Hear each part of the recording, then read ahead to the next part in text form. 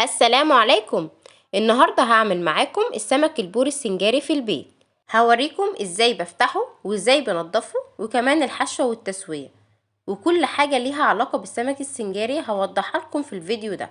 لو اول مرة تشوفوني انا اسمي دعاء، ما تنسوش تشتركوا في القناة ولايك وشير لو عجبكم الفيديو. يلا بينا نشوف هنعمله ازاي. اهم حاجة في السمك السنجاري ان حجمه يكون كبير، وطبعا لازم يكون طازة. اعرف منين ان السمكية اللي قدامي طازة؟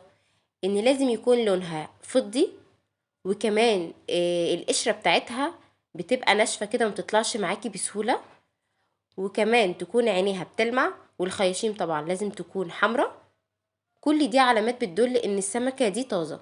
اول حاجة هنعملها ان احنا ننضف السمكة كويس جدا من بره، يعني هنشيل الزعانف وكل حاجة فيها زي ما انتم شايفين كده بالظبط، وكمان هشيل القشر كويس جدا، لان لو ما شلتيش القشر بعد التسوية القشر ده هيدخل جوه اللحم فمش هيكون ظريف خالص. فلازم تنضفيها كويس جدا زي ما انت شايفة كده بالظبط.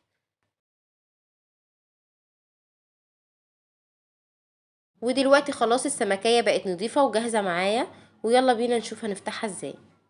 السمك السنجاري ما بنفتحوش من ناحية البطن، لا بنفتحه من ناحية الظهر، لاننا لو فتحناه من ناحية البطن لما هيجي يستوي هينشف معايا. هنستخدم سكينة او مقص، وهنفتح من ورا كده بالظبط. هندخل السكينة بالمنظر ده كده ونحاول نفتحها واحدة واحدة لحد ما نوصل للراس. حتى الراس كمان هنفتحها، هي بتبقى جامدة شوية بس هي لازم تتفتح. ونبدأ بقى نفتح السمكية كده من جوه، بس لو في حاجة واقفة قدامك بالسكينة بالراحة كده وهتفتحيها عادي جدا، وهتفتحيها بالمنظر ده كده بالظبط. ودلوقتي بقى احنا هننضف السمكية دي. هنشيل الأحشاء بتاعت السمكية من جوه، ولو فيها بطروخ هتاخديه طبعا وهتحطيه في جنب. أكتر حاجة هتساعدني في التنظيف هو الملح. هحط حبة من الملح كده على بطن السمكية من جوه، وهفرك بقى الملح ده كويس جدا. هيشيل معايا طبعا كل الحاجات السوداء وكل حاجة انا مش عاوزاها في السمكية.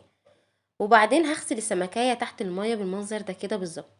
ودلوقتي انا هستخدم الليمون علشان اشيل بواقي الدم اللي موجود في السمك، وبعدين هشطفها بالمنظر ده كده بالظبط. وكده خلاص خلصنا اول خطوة، والسمك كده جاهز معانا على التتبيل. هجيب طبق واحط فيه حوالي 5 فصوص من الثوم المفروم، وملح، وكمون، وكزبرة ناشفة، وعصير ليمون. هنحط 4 ليمونات كاملين. وهقلب بقى الخليط ده كويس جدا، وبعدين هضيف عليه معلقتين من الزيت وهقلبه، وابدأ بقى اتبل السمكية بتاعتنا كويس. هجهز بقى الطاجن اللي انا هسوي فيه السمك، وهدهنه دهنة من الزيت بالمنظر ده كده بالظبط.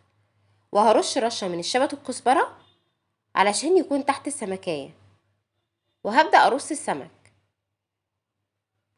هتبل بقى السمك بالتتبيلة اللي احنا عملناها كده مع بعض.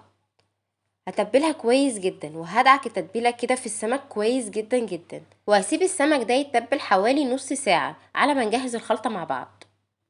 هنجهز بقى التتبيله. هجيب حله واحط فيها حبه زيت، ولما الزيت يسخن هنزل عليها ببصلايه كبيره متقطعه جوليان بالمنظر ده كده بالظبط.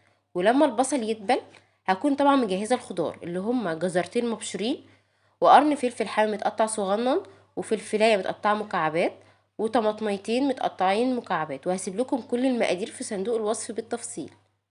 هنزل بقى بالفلفل ده كده على البصل وهقلبه تقلبتين كده، يا دوب بس احس ان البصل والفلفل دبلوا مع بعض. وبعدين هنزل عليه بالجزرتين المبشورين، وبرده هديله تقلبتين كده مع بعض. وبعدين بقى هنزل عليهم بالطماطميتين المتقطعين مكعبات، واقلب كل الخضار ده كله مع بعض. في الوقت ده بقى هتبل الخضار. هنزل بمعلقة صغيرة من الملح، وهنزل بالكمون، وكمان رشة من الفلفل الأسود، والكزبرة الناشفة. وهقلب بقى الخليط ده كويس جدا مع بعض. وبعدين هنزل عليه الشبت والكزبرة، وهقلب برضو الخليط ده كويس. وهحط عليه الليمون اللي هو تقريبا 3 ليمونات معصورين، وهشوح كل الخضار ده على النار حوالي 15 دقيقة، وبكده خلاص يكون جاهز معانا. وده شكل السمك بتاعنا بعد ما خلاص شرب التتبيله بتاعته. هبدأ بقى احط عليه الخضار بالشكل ده كده بالظبط. السنجاري ده من الاكلات الجميلة جدا والسريعة واللي ما بتاخدش وقت في التسوية خالص. وبعد ما حطيت كل الخضار على السمك بالطريقة دي كده بالظبط، هكون مجهزة شرايح الليمون، وهبدأ ارص شرايح الليمون فوق الخلطة اللي احنا حطيناها. الليمون مهم جدا جدا في الوصفة دي، لانه بيديله طعم وتتبيل كده حلو جدا. هندخل السمك فرن ساخن رف اوسط على درجة حرارة عالية، حوالي ربع ساعة او تلت ساعة مش اكتر من كده، لان السمك من الاكلات اللي ما بتاخدش وقت في التسوية ابدا. وبعد ما نتأكد ان السمك خلاص استوى، هنطفي الفرن من تحت وهنولع الشواية حوالي 10 دقايق، ولازم نتابعه لانه ما بياخدش وقت. وده الشكل السمك بتاعنا بعد ما خرج من الفرن. بجد طعمه وريحة تحفة جدا، وشكله حلو قوي قوي. اهم حاجة في السمك ده انه يتبل صح. عاوزاكي تجربي طريقتي في السمك السنجاري وقولي رأيك ايه في الكومنتات.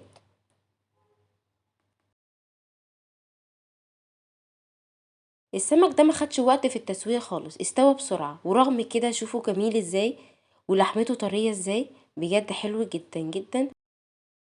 اهم حاجة في السمك السنجاري الحجم لازم يكون كبير، لان لو هو صغير اللحمة دي هتنشف، مش هيكون فيه لحمة خالص، ومش هيكون طعمه حلو، فلازم يكون حجمه كبير. وبكده تكون وصفتنا النهاردة خلصت. اتمنى من كل قلب انها تكون عجبتكم. يلا دوس لايك وشير، وهستنى رأيكم في الكومنتات.